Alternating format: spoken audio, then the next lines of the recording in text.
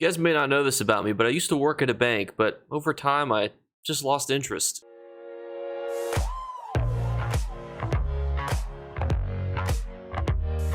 What's going on, YouTube? We are near the end of the New Life event, and I thought to myself, this is a perfect time to highlight everything that's going on at the beginning of the year in ESO from a trader's perspective, from somebody who wants to make money, somebody who wants to grind effectively, somebody who just wants to be in the know. What's going to happen next?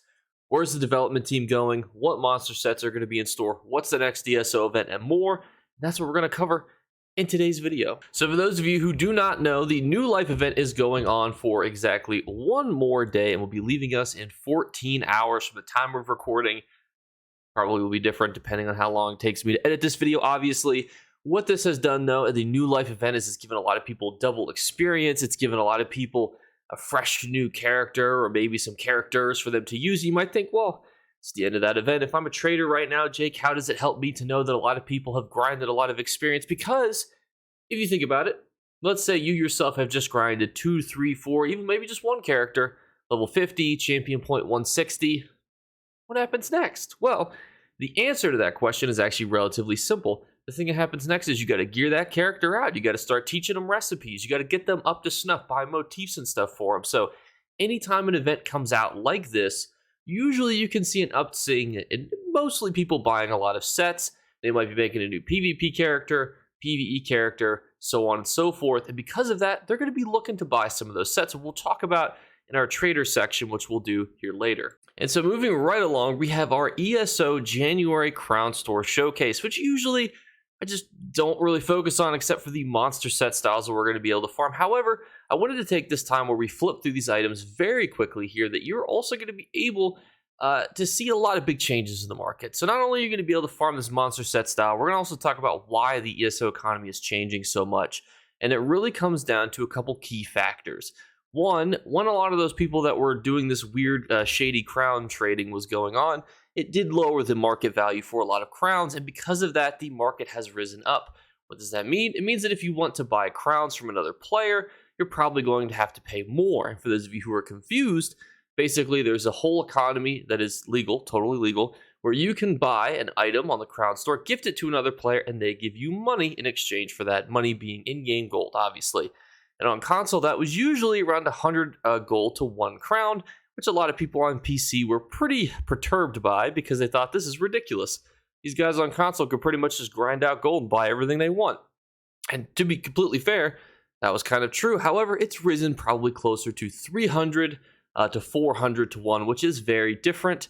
And this also brings us to our Lord Warden Arms Pack. Now, Lord Warden is a bit interesting because unfortunately, he's very highlighted during the Opal pages, which means in the Undaunted event, you're going to be able to get him pretty easily.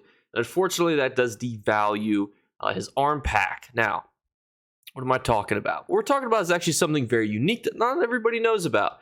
Anytime ESO highlights a monster set arm pack, such as this one, there's always a corresponding dungeon that is highlighted. Let's read what ZeniMax has to say here. The Lord Warden arm pack will be available in the Crown Store on all platforms starting January 16th to the 22nd at 10 a.m. Eastern Standard Time. ESO Plus members will receive a discount on this item, yada yada. The matching mask page will have a small chance to drop from the Lord Warden Dusk from Veteran Imperial City Prison. The matching shoulder page can be purchased from Erdulak, Chief Bane, for 50 Undaunted keys, or has a chance to drop from the Mystery Coffer, always by the Mystery Coffer, for 1 key. And if you have the achievement Lord Warden's Retaliation, increase your chance for both. And again, both the shoulder and the helmet, higher chance to get both of those. I don't know how many times I've told people that if you buy the 1 key Mystery Coffer, your chances are also increased if you have the corresponding achievement. It's important to note because a lot of people don't necessarily know that those two things are correlated, so I always try to remind everybody when it comes up. Unfortunately, however, this one's not worth a whole lot, so we're just going to kind of look at the rest of the stuff in here, and you can see that there's also going to be a Bristle Pack Arms Pack, and there's going to be a lot of other interesting things, such as events and other bundles and things that are going to be released. I do love the statue. You got Meridia, you got yourself the music box, love all this stuff, furnishing packs. The real reason I highlight this stuff, because yes, like, you know, it's nice to know that there's houses going to be added back on their rotating cycle.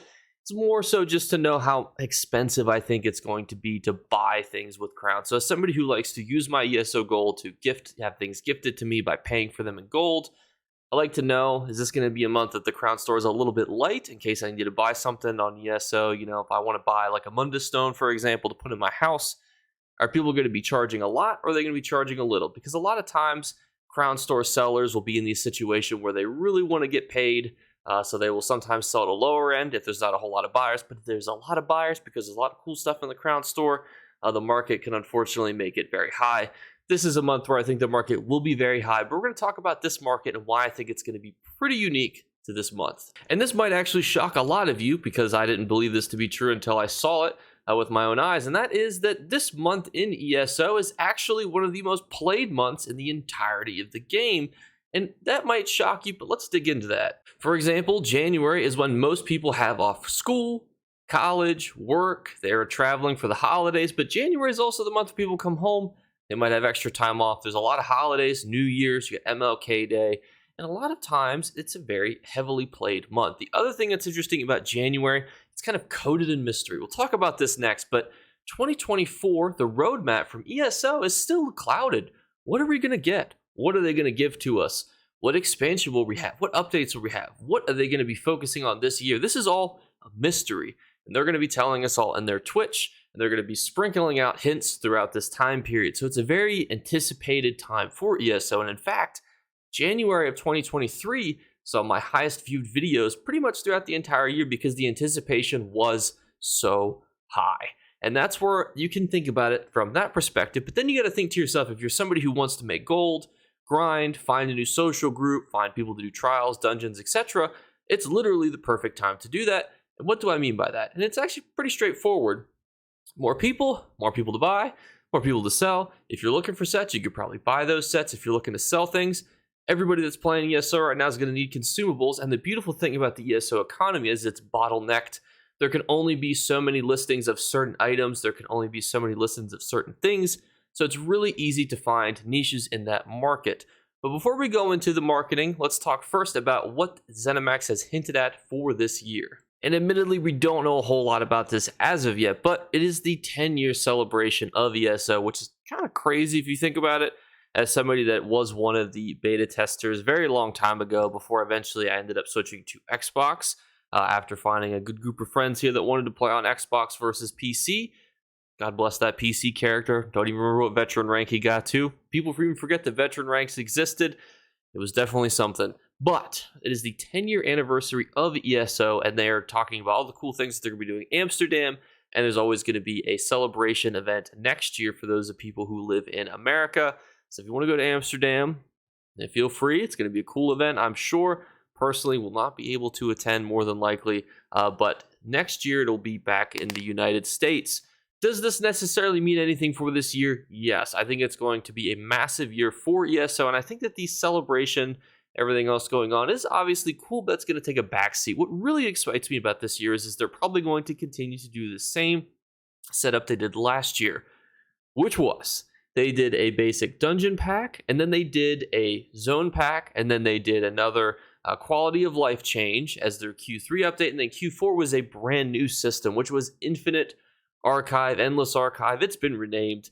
And why I think that's exciting is I think that they're going to add another really cool new feature, and I'm hoping and I'm praying that it's something for PvP, whether it's a duel arena, whether it's something, that completely overhauls Battlegrounds, Cyrodiil, something along those lines. I think they gave the PvE solo community and duo, so you could do them as a duo, something really cool, and I hope that this year's Q4 is something for the PvP community. But maybe, just maybe, it'll be a brand new card game. I'm just kidding. Please don't kill me. And as per always, we have my gigantic Google Doc, which you can see on my Discord in the link in every video. The reason why I like to go over this is because it's a fun little list of everything that you could sell if you were looking to profit. And as the years and months go on, different things in here will become more and less popular based on different factors. What are those factors? We talked about some of them. Everyone is farming double XP. Everyone's probably making new characters, high player base, high people returning to the game. Therefore, they're probably going to be looking for a lot of sets to complete those characters that they just leveled up, which means overland sets and all the sets that you see listed here are probably going to rise in value because more people are going to be buying them. And a lot of the items that we're selling during the New Life event, things such as training gear, things that make you level up faster, different types of consumables, are going to still be on those listings. So if you're the one that gets up there quick with these good sets, such even these crafted sets right here, you can make yourself a little decent chunk of profit. Other things I think are important to note is companion gear is always hot, and things such as furniture, RIT vouchers, materials, motifs are always going to be good as well. Again, this is all inside of my Discord. You feel free to view this document there. It's in one of my announcement tabs that you can go through and see each individual item. And again, it being on here is not an endorsement of you saying, oh, this set is the best set ever. It's on my list of sets that you should sell. I don't take into consideration how good a set is. I take into consideration is how likely it is to sell. To me, the important factors are, will this sell to another player? And that is all I'm considering in this lineup right here. And where does that leave us? Just with a couple miscellaneous pieces to cover. The next hinted ESO event is going to be Mid-Year Mayhem, White Strakes Mayhem, whatever you know it by. The general heads and tails of it is it's double AP. That's really all you need to know that it is. It just gives you an opportunity to get double the alliance points. Because of that, it's going to be a huge event if it is the next one, and there will be tons of videos from me that cover it because it's one of the best events to farm for gold, one of the best events to farm for skill points, one of the best to farm for alliance points, obviously. You get all sorts of cool things during that event, so I'm very excited, hoping that that's what the next ESO event is, or obviously there's a bunch of cool ones that they could throw in there too that I wouldn't complain about, or this could be the year that they make some brand new ESO events that we've not seen before, and I certainly... no complaints from me if they were to do that. But let me know, what do you want me to cover in this coming year? Obviously, I made a theory prediction video on where I think that we are going to be going this year in ESO. They love to drop little hints and tidbits. I'll probably have to do a final kind of guessing video at some point as to where I think we're going to be going before I get any sort of grand, like, well, once the developers tell us, or if it's leaked accidentally, I can't be like, oh, I think this is where we're going. It's like, well, they've told us that's where we're going to go. You're like, well, it takes me a long time to edit these videos, so technically, you guys don't know this, but I recorded this the day before, so let me know again what you guys think in the comments below, because we are still doing our 3 giveaway drawings. This one here is going to be interesting. I'm changing it up for this month. All you have to do to enter is be subscribed. We're on the road to 20,000 subscribers, an absolutely huge milestone that I think we can hit here very soon. The second thing is just by leaving a comment answering the Family Feud questions, because who doesn't love answering a Family Feud question at the end of a video? And the third thing is I'm just going to flash a gift card on screen, and then after I post the video, I will also, as I did with last month, post a screenshot of the email that I get from Amazon telling you guys that the gift card was redeemed, because I have trust issues, and I don't want you guys to think, what if he just redeems it and then posts the code on screen? So that way you guys can know that the video is live a couple minutes later, then the gift card code is redeemed. So thank you guys so much again for watching. I love you all, and I'll catch you later. Bye, guys. You better remember to like and subscribe to Jake Clips. Or you should. I might have to pluck your eyes if you don't. Or, better yet, I'll skip rope with your entrails. Do it now. Subscribe. Ta-ta. Off with you. Before we jump into the Family Feud video, this is just a quick kind of channel update that I've actually bought a lot of equipment to try to hopefully change how a lot of my recordings and editings are done.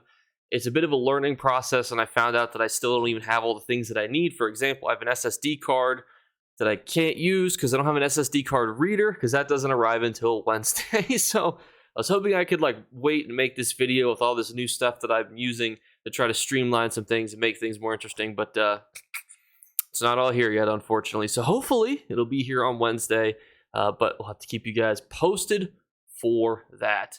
And then as our Family Feud question, it's a bit of a controversial one that could get me canceled, but what is your favorite race? And not the 1600 meter dash, not the mile run, not the 100 meter dash from Usain Bolt. What is your favorite ESO race, please?